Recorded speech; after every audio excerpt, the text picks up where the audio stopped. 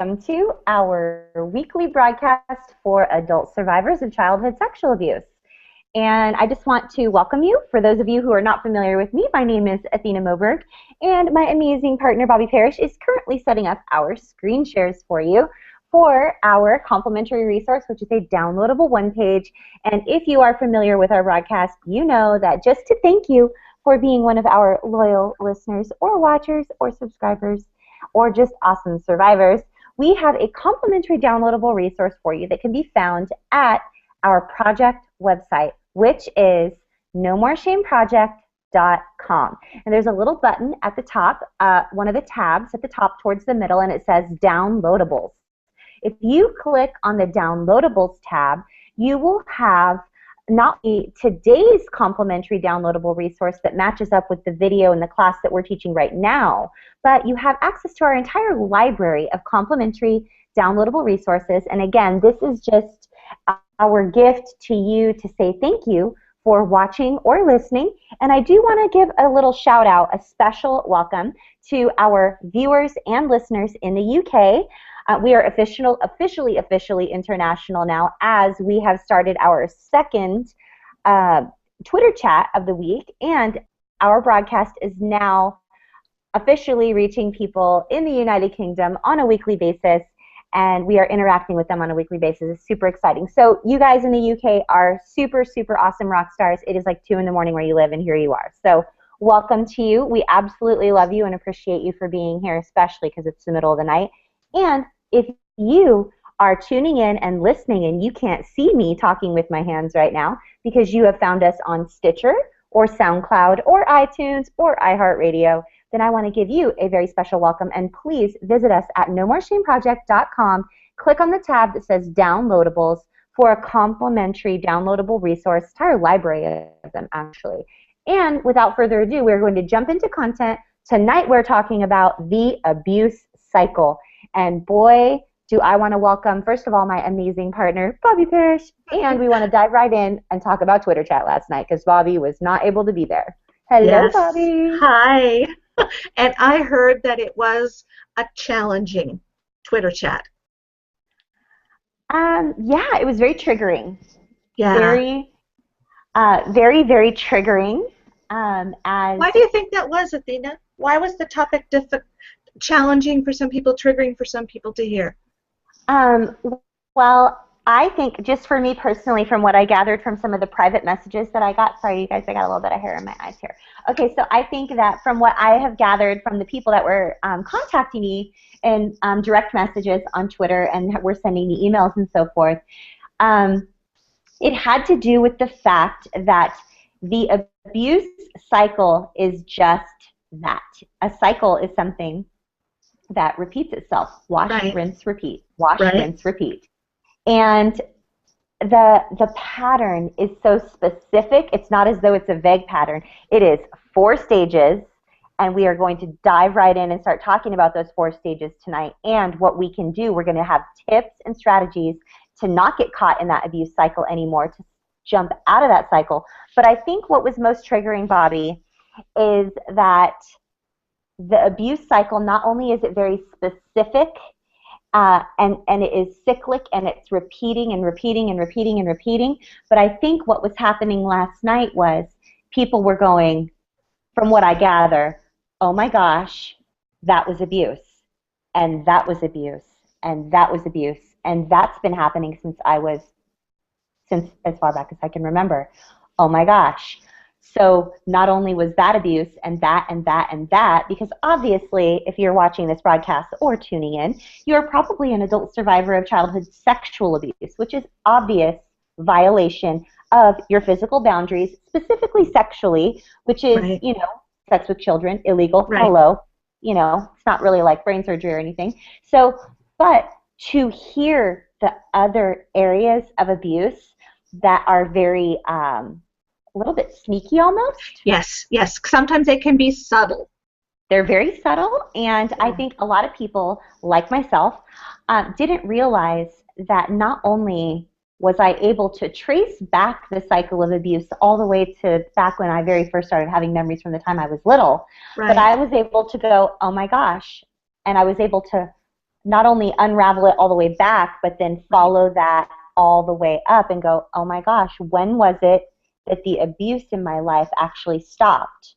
Oh my gosh. And for me personally, that wasn't up until probably about, you know, 15 years ago, a little bit less than 15 years ago. So I feel like I'm able to say, like, I'm like almost 15 years sober or clean or whatever you want to call it from that abuse cycle. Yes. And for some people, they're realizing the emails and the private messages I got, oh my gosh, I'm in an abusive relationship right now, and I didn't even know it. Right. So that was hard. That was really hard. It is hard, and you know, it's interesting because I ran into an experience last night that really triggered me and reminded me of a situation when I was younger that happened to me that I hadn't ever really thought out or labeled as abusive, because like Athena has talked about, sexual abuse, being sexually abused by someone, is typically pretty blatant. And society acknowledges it as abusive. But some things are more subtle. And so in the face of the horrific sexual abuse, we tend to dismiss the verbal abuse, or dismiss the emotional abuse, or dismiss situations that were only kind of inappropriate, until we come into something like this Google Hangout, or we come into Twitter chat, and someone says to you, you know what, that was emotionally abusive, that was verbally abusive, and then all of a sudden you're confronted with the reality of the fact that you spent years and years and years of your life being abused, and not just sexually, but in all these different ways. And it can be a real wake-up call, and it can be difficult to confront those things. It really is. And I think it was, I honestly think that it was perhaps the realization of the victimization that caused the biggest light bulb moments and the biggest triggers last night. That realization of the realization of the re-victimization because of the desensitization that we had from having grown up with the years of that abuse. Perfect way to put it. Oh, Athena, I want to bottle that. Our abuse as children does desensitize us to more subtle forms of abuse. And so people can be very abusive towards us, use these subtle practices on a continuous basis, and they don't trigger our knowledge that we're being abused because, like you said, we were desensitized to it as children. Yeah. But so that makes us it makes us easy to re-victimize, and that's one of the reasons why we want to teach you the cycle of abuse, so that you can recognize as an adult when that is going on in your life. And typically, the cycle of abuse will start out a little more subtle, and it will get worse, and it will escalate and escalate. So we want you to be able to identify it when it's at its most subtle, and to get away then. Terminate the relationship, not be in relationship with someone who abuses you in that way, because the more that it escalates, the more dangerous it becomes for you. And when it's really physically abusive and you try to leave, it can be very dangerous. So we want to cut all that down. It can be life-threatening at that point. Yes, exactly.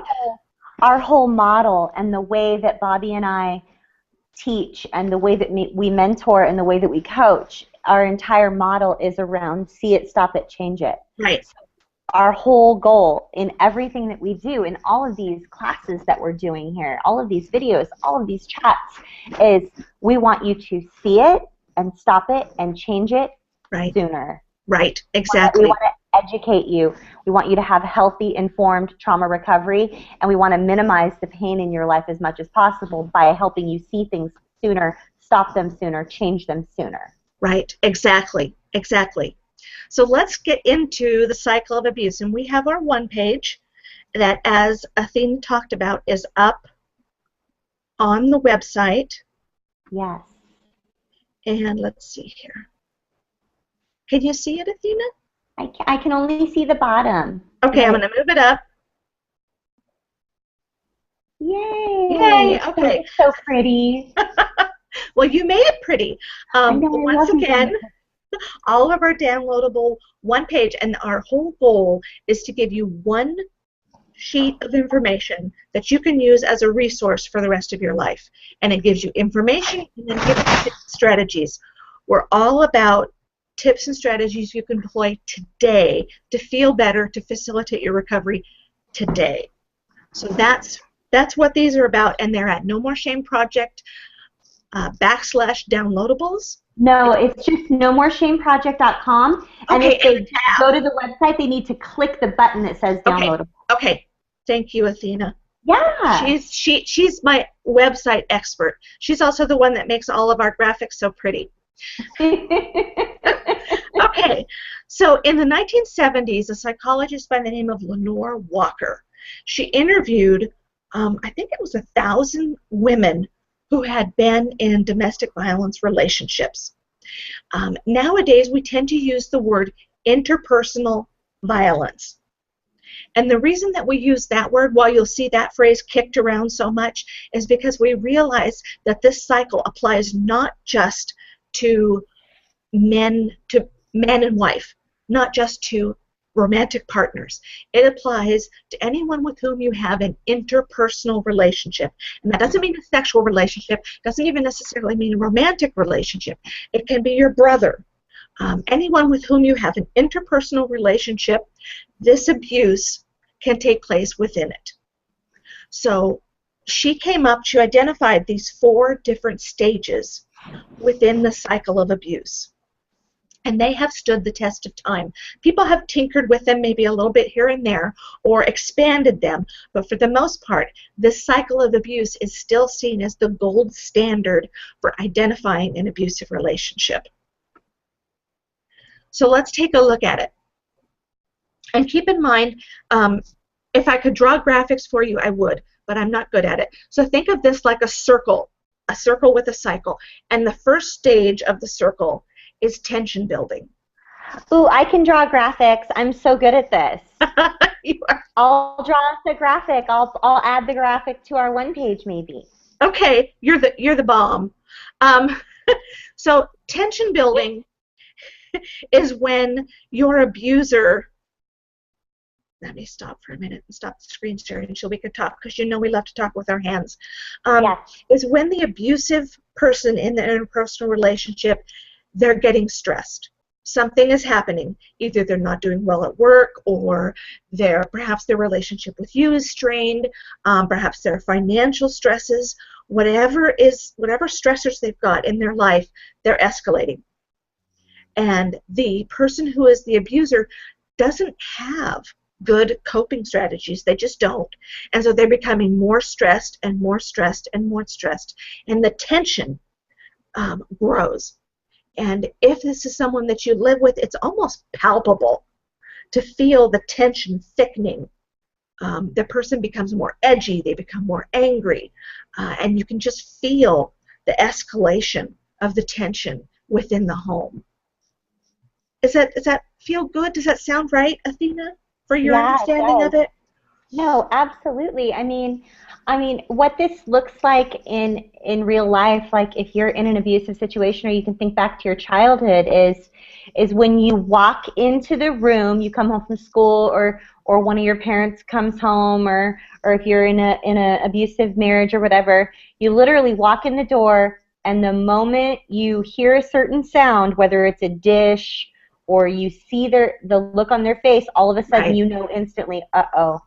Okay, this is not a good situation. Right.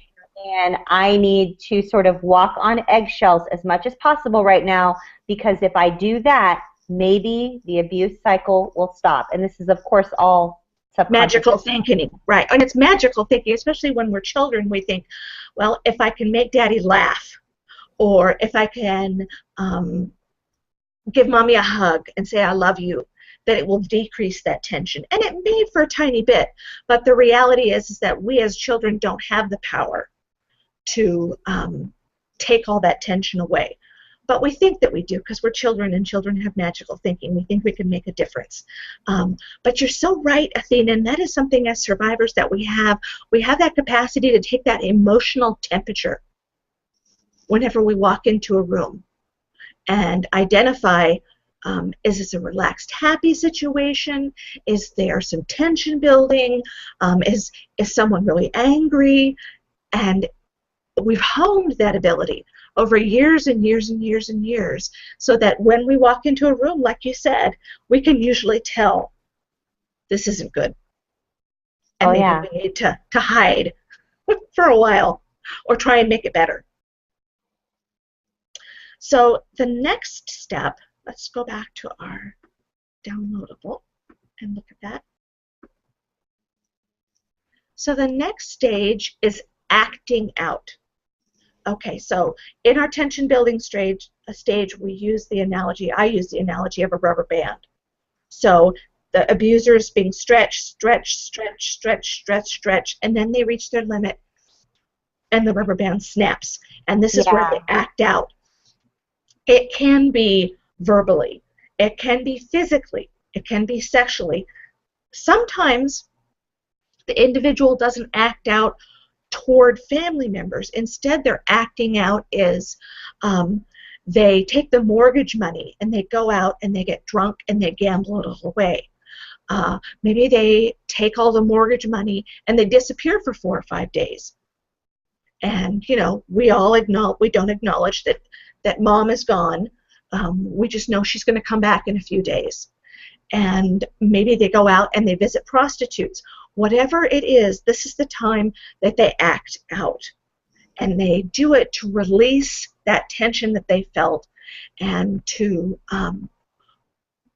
feel back in control of the situation and whatever it is that is causing them that tension. Yeah. And then after that, you see the reconciliation. So the person comes back. Now, this may not be genuine, or it may be genuine. I've seen it go both ways. But they come back and they're sorry. I'm so sorry I did it. It won't happen again. I promise you, it won't happen again. I'll make it up to you. You see the bargaining, the remorse, the apologies. They buy you flowers, they give you the credit card, they yes. They buy you let's take you out to your favorite dinner, et cetera, et cetera, et cetera. And it would be worth mentioning right now, Bobby, that our trauma response model that we have published, the Moberg Parish Trauma Response Model, that talks about your anchor trauma, and then you go into, there's a denial phase where you're not really sure what's going on. That could last for years. And then it goes into a chaos stage. Right. You yourself, and I know this was a question, and it was a concern last night during chat, you yourself could be an abuser in a different way. You could be repeating this cycle in your relationships with your children or your marriage, and not really knowing you're doing it, because you could say something that was unkind, and that would be, it would just be building and building and building, and then you lash out and you say something unkind, and then you reconcile, you apologize, I'm so sorry, I really shouldn't have acted that way, I was doing this, this, this, and this, and then there's that, then you're in your honeymoon phase or whatever, and then there's that calm and everything is fine. And if you yourself are in that position and you're a survivor, and the tendency is probably going to be for you to be super duper duper hard on yourself right now when you go, oh my gosh, I have lived out this cycle. I have done this to my kids. I have done this in my marriage. Oh my gosh, I can't believe I did this. I'm a failure. I'm a failure. I'm horrible. I'm horrible. I want to encourage you to stop if you're spinning, because in our trauma response model, when we move from denial into chaos, this is just a little portion of chaos, and right after chaos is recovery. And you could be really close to recovering from everything, and you're just almost there, and you're getting ready. It's just sort of the beginning of your recovery phase. Yes. And that's okay. Just have a sober self-assessment. If you don't see it and you don't stop it, then you can't change it. So we want to encourage you that if you yourself are abusive, not necessarily sexually abusing your children, et cetera, or even physically, or whatever, we just want to encourage you, like, it's not the end-all be-all. Your story's not over. It's not the end. Like, you are a work in progress, as Rachel pointed out last night, you are a work in progress. We are all a work in progress. We want to encourage you. You have the power to change this. This is your time. This is your moment. This is a turning point for you. Exactly. So, yes. Yeah. And Bobby, I forgot to mention, I know we're right in the middle of going through the 4 stages. That's okay. But I forgot to mention to you, there was a statistic last night, and I'm going to probably close my eyes when I explain this to you because I want to make sure that I'm saying it properly. Okay. Because there was a discrepancy in the numbers last night, and I believe the question originally was, what percentage of people who are abused become abusers themselves? And I misunderstood the question in the statistic I gave, which was 77%.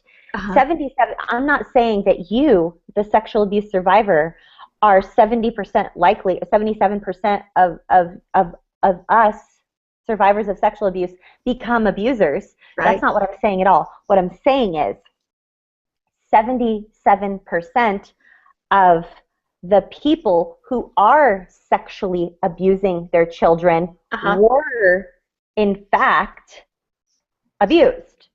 It doesn't mean it, and they come from people. I see what you're saying. So it sort of went. I misunderstood the question, and it was like, wait a second, is it 30% or is it 77%? And the answer is it's both. One is 30% of people who are sexually abused that do abuse are because they came from abuse. Does that make sense? Maybe there's an easier way to say this, Bobby. No, I understand what you're saying. I don't want our beautiful survivor family here thinking that you are going to be an abuser just like your family because 77% of us turn into abusers. That's not what I was saying at all. No, maybe Bobby can clarify. No, what you're saying is that of the people who abuse in an interpersonal relationship, 77% of them were abused as children. Correct. Not that you're going to be. Exactly. So that's what we're saying, okay, if we line up 100 people who are abusive in an interpersonal relationship, 77% of them have been were abused. Yes. Whereas the 30% statistic is if I line up 100 people who were abused when they were children, 30 of them will go on to be abusive in an interpersonal relationship. Ding, ding, Those ding, are ding, two ding, different. Those are two different things. Two different statistics, and I couldn't type fast enough or figure out. It's hard when you're typing. Right. Yeah. So please rest assured, amazing, beautiful survivor family, we are not saying that you are among the 77 and that you are going to go on and you're going to abuse people. That's not what we're saying at all. We're saying that the people who abused you were standing up there and they were one of the 77. Exactly. And it's common. It is common, especially when you are dealing with older generations of family members where there wasn't therapy, there wasn't even acknowledgement of something like mental illness or abuse. Reminds me of that beautiful story, The Implied Vow of Silence, in the anthology that we put out. That Rescuing Little Elle wrote about how we didn't talk about it. We take a vow of silence and we just don't mention it. So I got off topic there a little bit, but it really reminded me of that. It's a beautiful essay that she wrote. I would be interested in knowing how many of us have the implied vow of silence. I know that I'm not the only person that read the anthology that can identify with that. Absolutely. Yeah, very strong. Even if, if you're hurting, suck it up. As my uncle would say, rub a little dirt on it and you'll be fine. Yeah. So my mom always says, cowboy out. Really? I've never heard that one. Cowboy out. Okay. Yeah. Alrighty then. And keep in mind too that when that 30% statistic doesn't mean that 30% of people who are abused as children are going to sexually or physically abuse within an interpersonal relationship. We can be, not that it's more acceptable or not, we can be talking about verbal and we can be talking about emotional. I have found in my experience more often than not when someone who is abused becomes an abuser, they're taking out their anger. Um, they snap and they have an instant of rage. And they'll yell and they'll shout. They may say things that they don't really mean. That's the kind of thing that I most often see among the clientele that I work with. And I think that that has to do with the fact that they never were able, and they still have not been able, to express their anger about what happened when they were a child. So it becomes, and I know, Athena, you've talked about this, and I had never had heard it put this way until I saw you talk about displaced anger. Oh, yeah. Oh, that was so me. And I mean, I have since owned the things that I've done wrong, and I have apologized for the things that I have done wrong, like raising my voice and just snapping in an instant. Right. I had no idea back in the day, like, 15 years ago or whatever it was, that when I would lose my temper or raise my voice at my son or get upset with him for doing something so small and simple, I had zero idea that the reason I was raging out is because I had so many privacy issues being touched, issues with loud noises. I didn't know that I was walking around with complex post-traumatic stress disorder. Like, I literally just thought, okay, I'm fine, pull it together. Okay, Athena, cowboy up, raise your kid, break the cycle, be kind, just be perfect. If you just need to be a perfect parent, you just need to do everything opposite of what it was that was done to you when you were younger. And, I didn't know at the time that that was impossible to do, and I didn't know that I could slowly let the air out of the balloon by meeting with a professional and learning about PTSD and learning about my abuse and learning about the abuse cycle. I didn't know that that would minister to me and help me to understand why it is I was doing what I was doing and equip me to be a better mom. But I'm glad I know that now. And that's a perfect segue back into our abuse cycle, because we've already talked about tension building, and then we've talked about the rubber band breaks, and now it is time for action, and that is when things are said, things are done, you're lashed out at, whether it's sexually, emotionally, verbally, etc.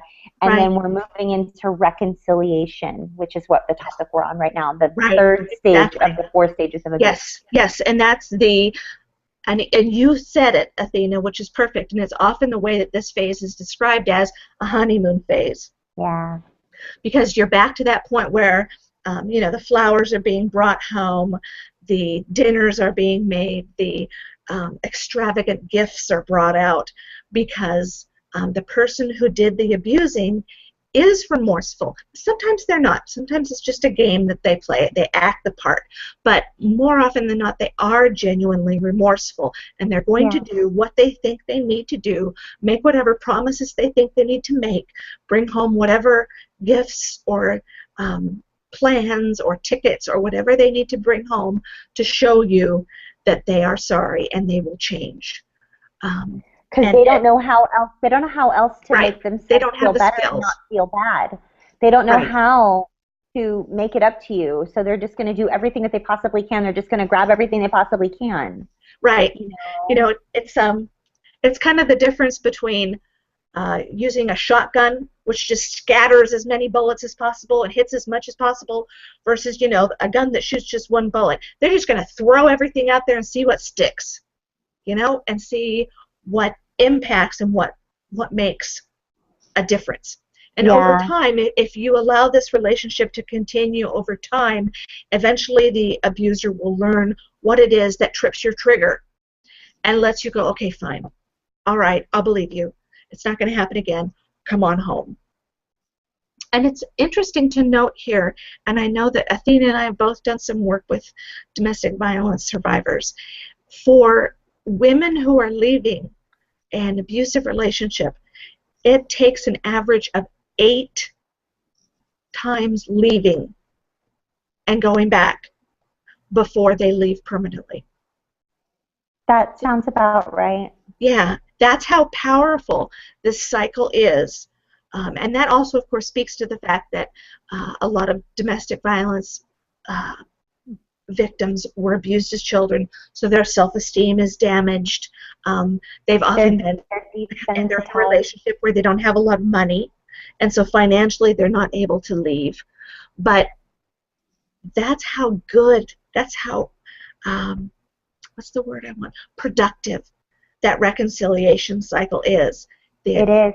Bargaining. And it also, if I may, Bobby, that reconciliation part of this cycle is actually similar to, like we were talking about the honeymoon phase, etc. But right. but if you look at the beginning, if you look at the very beginning of the cycle, right? Right. And it's in the tension building. And if you think about when tension's building and it's just like really emotionally charged and you're super duper exhausted, oh my gosh, you're exhausted. And then it breaks and then the abuse happens and it's so exhausting to be abused, whether it is sexually, physically, emotionally, mentally, financially, you name it, it is exhausting to be abused. And so finally when the reprieve comes and they're like, I'm so sorry, oh my gosh, I was so wrong. And you're like, oh, finally, they get it. Oh, it's going to be different this time. I'm so exhausted. And then the calm comes, and the calm is the kicker, because that's the time when you let your guard down. It is a period of calm, and you can finally rest, or as I often referred to it when I was raising my son, I used to talk about how I just couldn't wait to sleep for a month. I just wanted to sleep for a month because I was exhausted. I was exhausted from my years and years and years and years and years and years of going through the abuse cycle. I was so tired. Right. And so you're wooed, almost like you're wooed into a sedated, relaxed state because you're so exhausted. Yes. And you don't even know what else to do but to go, okay. And then you're off your guard. They play on it because guess what comes right after calm, folks? Bam! Tension building. Yes. It starts all over again. Oh, it's horrible. I know. And I know that you talked about this last night in chat because I did see it when I made the Storify. Storify is ready. I know we had some peeps asking for the Storify. Yes, I put it out. So it's out there. The calm does two things for me. Maybe initially I'm like, okay, I can relax. It's going to be okay. But then after a few days of calm, it starts to become frightening. Yep. Because I know what's coming up. Yep. And there's nothing like anticipating being hurt. Anticipating waiting for the shoe to drop, waiting for him to show up in your bedroom at night. That's an awful, awful, awful, awful, awful feeling. You can't enjoy the calm. You can't relax. You can't take advantage of it because you know what's coming. Yep. And that is a horrible thing. It is, because you are what Bobby and I have talked about several times. You are at this moment. You are in such a state of hypervigilance. Yes. But you are desperately needing to be in a place of rest. Yes. And it is, it's terrifying. The calm is the worst because you know what's coming. And it's like, if you were to talk about the abuse cycle in terms of watching one of those scary movies, Bobby. Yeah. Oh my gosh. So it would be like when they're playing that music, when it's dead silent, and then the tension is building, and it's like really silent and really calm, and you just know something bad's going to happen. You know that everything's cruising along, and they're walking along in the forest, and everything is so peaceful and great, and you're just like, oh no. Oh no, it's coming. It's coming. Right. The guy with the hacksaw or the chainsaw or the mask, or someone's going to get sliced a bit. Something bad's going to happen right now, because guess what? You know what I mean? So it's just, it's horrible. And most of us watching this right now, Bobby, yourself and I included, have lived lives that are very similar to a scary movie. So yes, not a great analogy. Sorry. Yes. And then we may have, left our childhood home of the abuse, and then went on and gotten into a romantic relationship with people who abuse us. And so we lived with it as a child and we live with it as an adult. And boy, do we know that cycle. Yeah, it's Yeah, and scary. remember, I think was it last week, Bobby? I'm Uh-huh. trying to remember when it was when I was talking to our audience about how, oh, it was during boundaries. It was during our class on boundaries, and Okay. I said communicating a need to my husband, which might sound a little odd to you watching or listening, Yes. but Yes. I had to say to him, honey, I think I need for you to talk with me a little more. I think I need you to communicate verbally with me a little bit more because Right. when you're silent for long periods of time, it's unsettling for me. I feel very Right. unsettled. Yes. I remember that. You did talk about that last week. Yeah, Yeah. yeah. So it's because of the abuse cycle. And you Right. know what? Exactly. Like I just got done saying 15 minutes ago that here I am, 10, 15 years clean and sober, if you will, from the abuse cycle. I haven't been in an abusive relationship with someone, steadily, like a Right. domestic relationship, in 10 to 15 years, but the effects last for decades Yes. unless you get the proper help and support and care and understanding that you really, really need and deserve. So that's why we're doing all this. That's That's right. why we're here for you guys. Let's go back to our one page. Yeah. So, like we said, the last stage is calm. And Athena has mentioned there, without intervention, the cycle will not only perpetuate, but it could worsen. And um, this is true. Statistically, abuse will escalate over time. And it will, maybe it will start out as being emotionally or verbally abusive, and it will move into physical abuse, and it will get more dangerous and more dangerous. Weapons will become involved. The police are going to get called, and it will get worse and worse. And it also escalates when there are drug and alcohol involvement. So know that just as kind of a warning sign that when there's Yeah. drug and alcohol involved, and you see some stages of the abuse cycle, big red flag, huge red flag, 500 red flags, Yeah. that's not a relationship that you need to be a part of. Okay, what can you do with this information? Um, Yeah. and These are again, we've the talked about this tips. before, and I know that maybe you're thinking, oh my gosh, they keep bringing these things up. But the reason we keep bringing them up is because we know this to be a really powerful tool. And this one talks about help demystify your past. When you don't understand what happened when you were a child, when you have questions, when you can't put the puzzle pieces together, in some ways that gives it power. But when you can disarm all of it by going, oh, okay, I get it. Now I know why that happened. Now I understand this. It's almost like it makes it tolerable to understand. It makes it easier to understand, and it loses some of its power.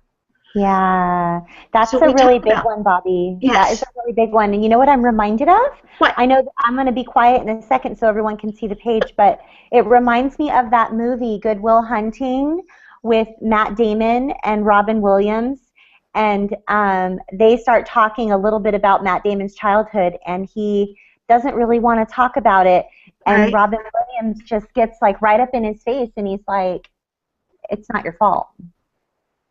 And then Matt Damon's like, yeah, I know. And he goes, no, it's not your fault. Like, if you have to tell yourself over and over, like up in your face, like I'm in your face right now in this right, video, like right, if you have to tell yourself in the mirror over and over and over again that being beat up as a child or not given food or shelter or clothing or being sexually violated or all those things, if you need to tell yourself over and over and over that it's not your fault, it's not your fault. right, Those things are not your fault. You learned a cycle of abuse when you should have been learning how to play with cars or right, dolls or garden or like rake leaves or go on a right, bike ride or right. something. You know, Yep, it's not your fault. And for you to demystify your past, demystify yes, it, talk about it out loud with someone. And I want to yes, mention that Jack actually tweeted and said, you know, it's really helpful for him to go on a walk.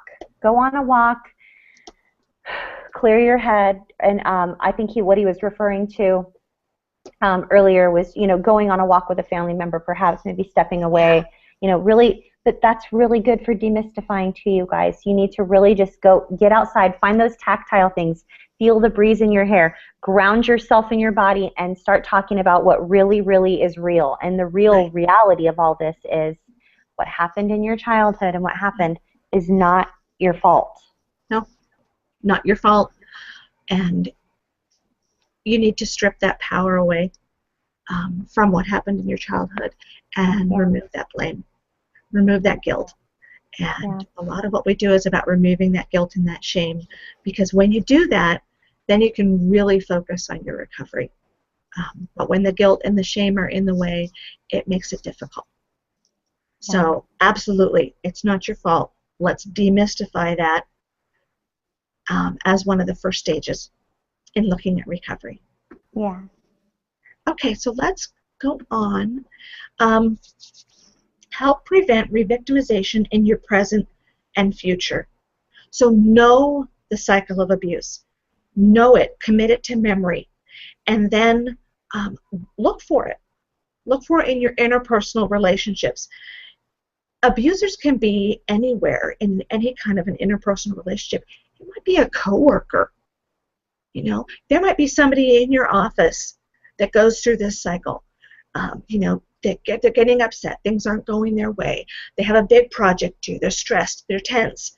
And then they'll lose it and start screaming and yelling at people. And they're like, oh, man, I'm so sorry. Didn't mean to do that.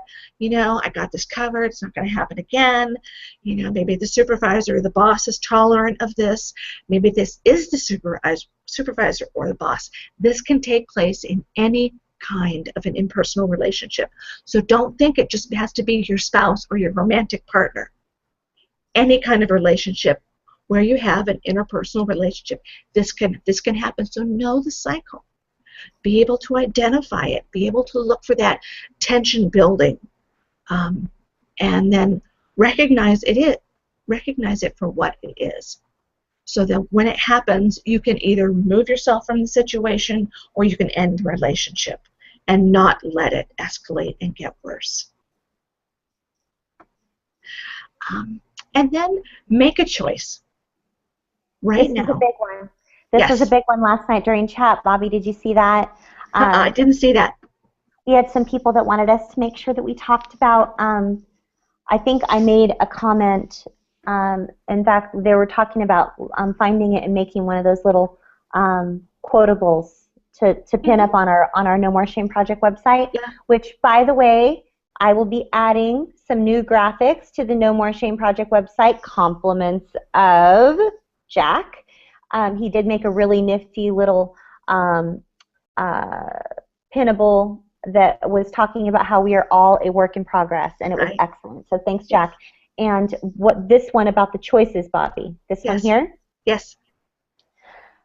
I made a comment last night. They're talking about, well, there were some people that were private messaging me, emailing me, and tweeting.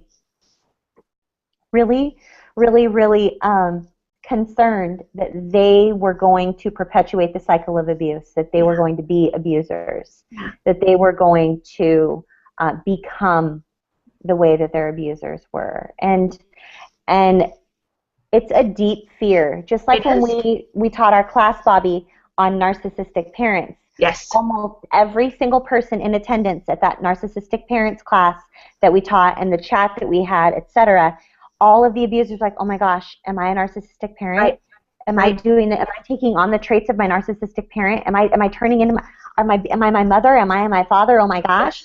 And so the comment I made last night was, abuse is always a choice, and that's a tweetable. You choose whether or not you are going to abuse someone. It doesn't just happen. You don't just accidentally abuse people. You just don't. Now, could you lash out at someone and raise your voice and say things that you didn't mean because you were triggered? Yes. Could that be considered abuse? Yes. Are you an abusive person? Are you considered an abuser? Is that your new identity? No. What's the difference? The difference is making a choice to own it, Yep. making a choice to turn the opposite direction, do a 180, making a Right. choice to not act that way again Right. because you're in recovery, you're choosing to be in recovery. You're Right. choosing not to do those things.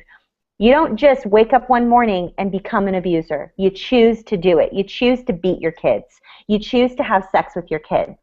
You choose to touch your kids.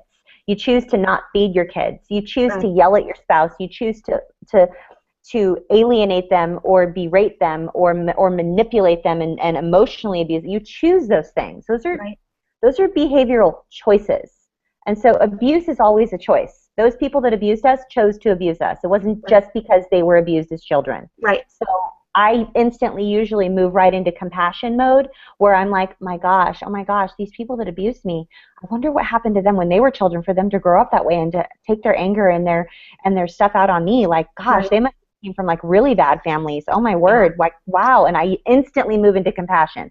But the moment you all, my peeps, my beautifuls, start emailing me and terrified and crying and upset because you think that you're an abuser now, I'm just going to just draw the line and say no. Abuse is a choice. You Right. wake up and you choose to abuse. And if you're not doing that actively, which if you're in recovery and you're watching these videos because you want to live a better life, I'm willing to bet that you're not doing those things.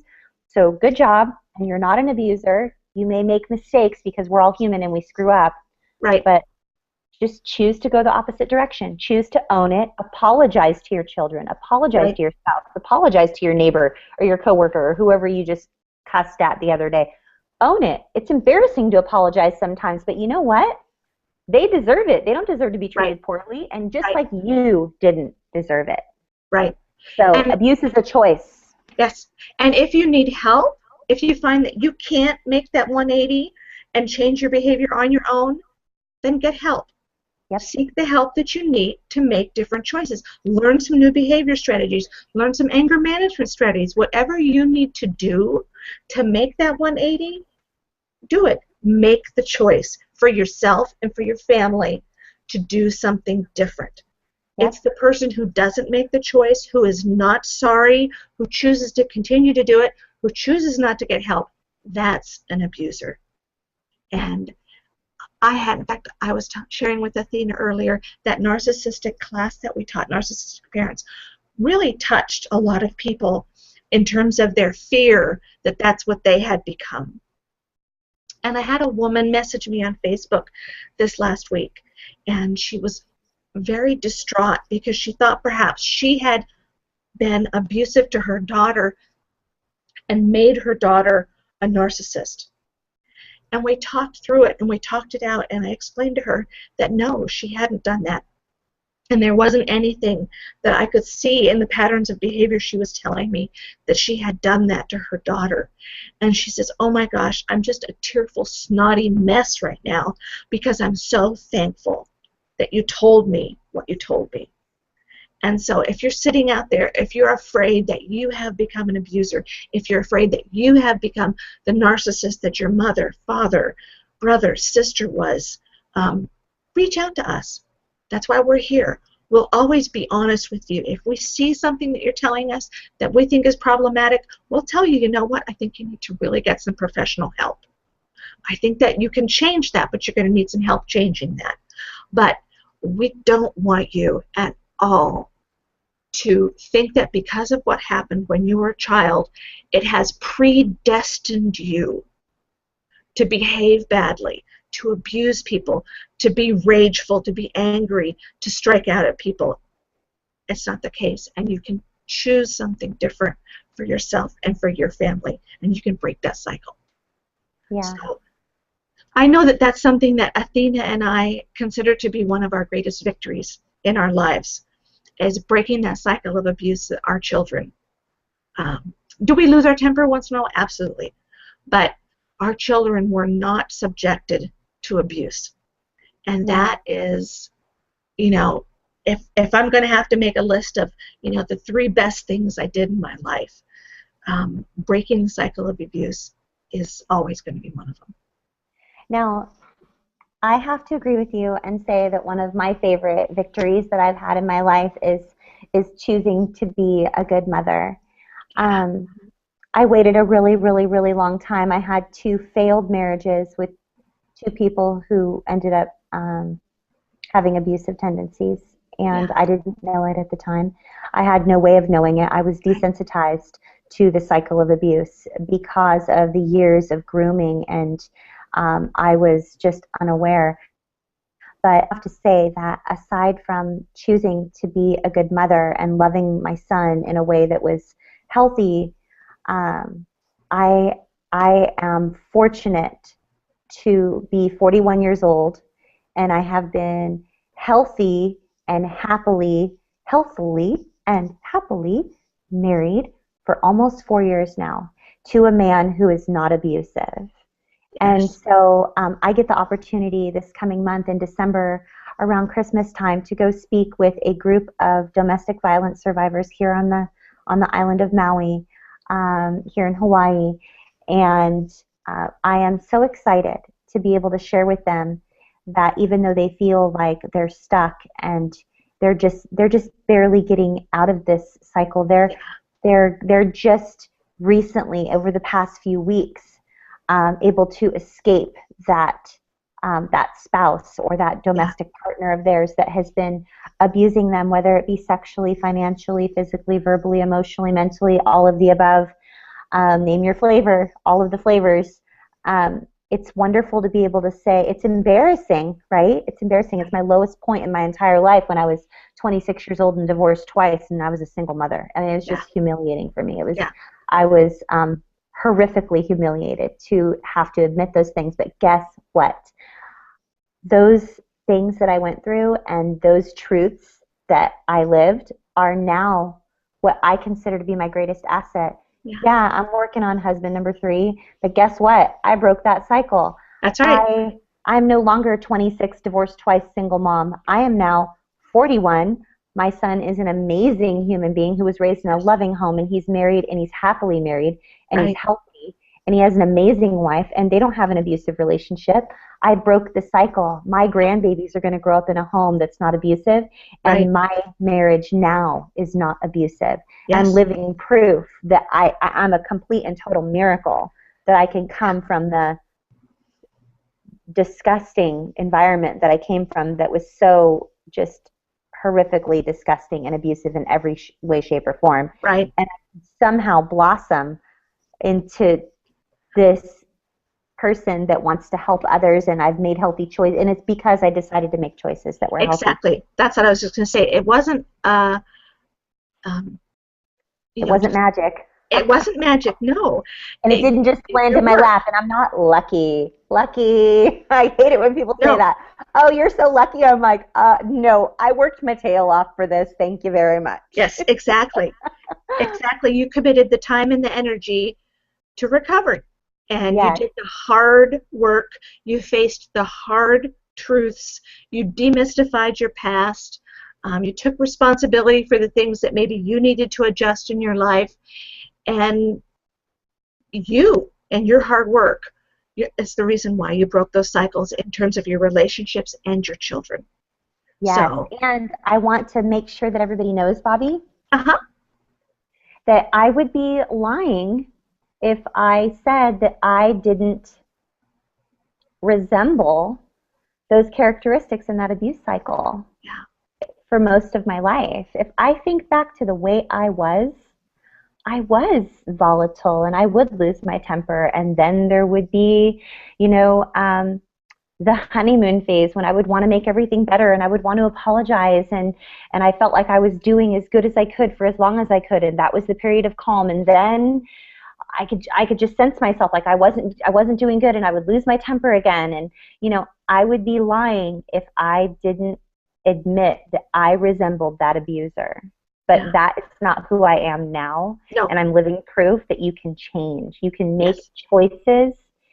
And I've raged out on my kid. I've said horrible things to my son. I've acted ridiculously in front of him. I just I was an idiot. I was a complete idiot, and I was an idiot dozens of times. And each and every time, of course, in an age-appropriate way, Hmm. I would address my child or my friend or my coworker or whoever it was that I acted ridiculously towards because I was just stuck in that abuse Yeah, cycle, and I was right, the one that turned into the abuser. I remember owning it and saying, you know what? I have no excuse for why I acted that way. It was just right, wrong. You don't deserve to be treated that way. And right, you deserve to be treated with kindness. And I'm so sorry. And I just hope you'll accept my apology. And if you don't, that's okay. I understand. But I just right, need you to know that I'm sorry. right. And even if that's the first step you ever take towards healthy relationships, and that's the first healthy choice you ever make, it is the best choice you will ever make. Yep. So just try it and let us know. Let us know if this has helped you or how else we can better support you. Or and also, we got the No More Shame hashtag here. Send us some topics you want us to talk about. Some ones that we have that people have recommended recently are self-esteem, low Yes. self-esteem, codependency, um, personal hygiene, why it's difficult as an abuser to take the time to take care of ourselves and personal hygiene. And that's an excellent topic. Gosh, there were some other ones, Bobby. I know that coming up we have the imposter syndrome. That's Yes. next week. That's next week. Yes, it is. We're going to be talking about the imposter syndrome. Let me put up our contact information here. Yeah. While you're bringing up the contact information, Bobby, why don't you verbally, while you're bringing that up, just talk to us about a little bit of what we're going to talk about during our imposter syndrome discussion. I had some people last night go, "Ooh, great topic. I can relate to that. I'm so excited about that." Well, I can certainly relate to it because the imposter syndrome is about feeling like a fraud in your life, or feeling like I know, for example, I've established myself as a trauma recovery coach, and there can be moments when I'm stressed, or when there's some kind of struggle going on in my life, that I think, oh my gosh, people are going to look at me and they're going to realize that I'm really not all that. I'm not strong. I'm not wise. They're going to find me out. They know I'm a fraud, and they're going to show me up for being the ridiculous poser that I am. And that is almost a universal fear amongst survivors. You get in a relationship with someone, and it's like, oh gosh, I'm afraid they're going to find out that I'm really broken or damaged. I'm not lovable. They seem to see that right now, and I know I'm putting my best foot forward, but eventually they'll figure it out. They'll find out that I'm not lovable, and then they won't love me anymore. So it's almost a self-defeating. It could be a self-defeating cycle, self-sabotaging cycle. Yeah. That does happen quite often, Bobby. And I know some people who don't even identify themselves as trauma survivors, and they struggle with imposter syndrome. And think Yes. about it, friends. Think about it.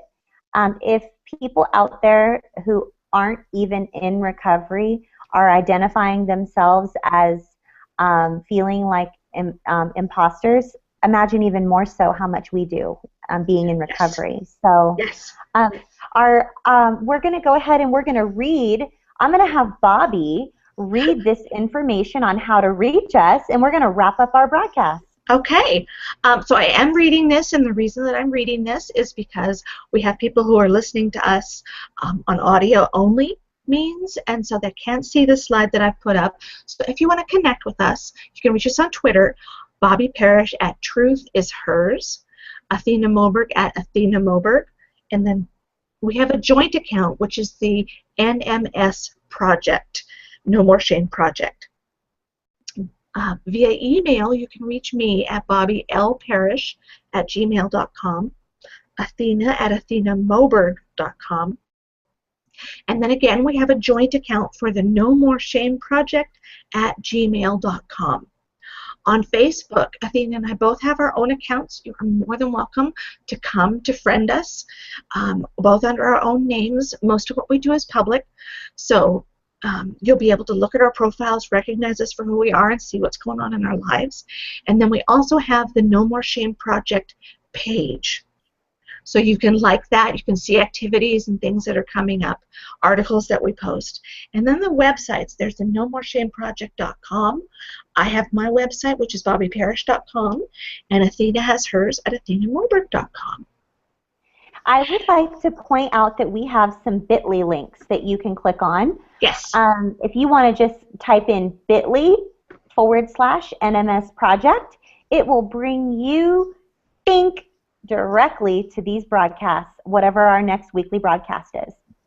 And I forgot to mention at the beginning of our broadcast tonight, but I have a surprise for you beautifuls. So Bobby and I were discussing off the air today how we wanted to wrap up No More Shame November with all of the amazing things that you guys have sent us, like your stories, your blog links. We have our blog roundup of all the different survivors that work with these organizations or write about certain things or whatever their websites are. That's on, if you float your cursor over No More Shame November, you will see the blog roundup. And April actually sent us her blog this week. So April, shout out to April, you're on there now. And then several other people that are just awesome survivors and subscribers and listeners and viewers. And then there's the survivor stories, and that's a lot of you sending in your stories of whether it's your poetry or nonfiction essays, just stories that weren't published in the recent anthology, the 2014 anthology, which was titled Discovering True, which you can get at bit.ly/Discovering True. There's a little, if you click on it and it's unavailable at the time on Amazon, it will be up shortly, so do not fear, it will be fixed soon. And then if you also notice, we added something in honor of wrapping up No More Shame November 2014. If you float your cursor over No More Shame November, you will see the Survivor Toolbox. And what that is, if you just click on that link, you will have over 4 hours, I think maybe even almost 5 hours, of teachings to equip you and give you the tools necessary to navigate through life so you can make healthier choices, not be stuck, not be a victim, and not make the same mistakes over and over again, and not repeat the past. It will just equip you for amazing things in the future. And that is at nomoreshameproject.com. And just touch the tab that says No More Shame November. And very soon, Athena and I are going to start publishing some actual, right now we're doing the one pages. We're going to put together more detailed resource guides for you. And we're going to start publishing those. You'll be able to get them on Amazon so that you have the quick one page to refer to, but then you'll have more in-depth information like we provide during these Google Hangouts that will give you the information you need on each topic so that you can make the changes you need, you can educate yourself, and you can be empowered in your recovery. That's what we're all about, empowering you in your recovery. Yeah, we want you to have healthy, informed trauma recovery. And as Bobby mentioned, we're getting ready in 2015. Be on the lookout. We are going to be launching paid resources. Everything we've done so far has been a complimentary resource, but we have gotten so much feedback from you guys that you want more. You want more from us. And so in order for us to maintain this momentum, we are going to launch paid resources that are available for purchase on Amazon. And let's just do a little cliffhanger, Bobby. We're going to be launching an amazing new website that is going to be just courses and classes and downloadable resources and videos and audios, and it's just going to be absolutely incredible. And it will be a small subscription price, actually. It might start off free for the first few months, and then at least in June of 2015, maybe a little sooner, it'll go to a monthly subscription price. But it'll be the most valuable subscription you have because you will be completely equipped for life if you're in trauma recovery. So watch for that. And know that if you are on our email list, you will get first knowledge of all of those things. So pop on over to the No More Shame Project and subscribe to our email list so that you get all the information firsthand before it goes public. And make sure and pay attention here on the Google Hangouts, and we'll keep giving you information about the new things that we'll be doing in 2015. Yeah. In the meantime, we absolutely love you guys, and you are the reason that we are here every single week. And reach out to us at athenamorberg.com or bobbyparish.com or nomoreshameproject.com. And if you're listening live, if you're here live, tomorrow is Thanksgiving here in the United States. So we wish you a very happy holiday. And if you have a little stress, if you're worried about how the day is going to go, we did a tape earlier today, should be up on YouTube, about survivors and Thanksgiving.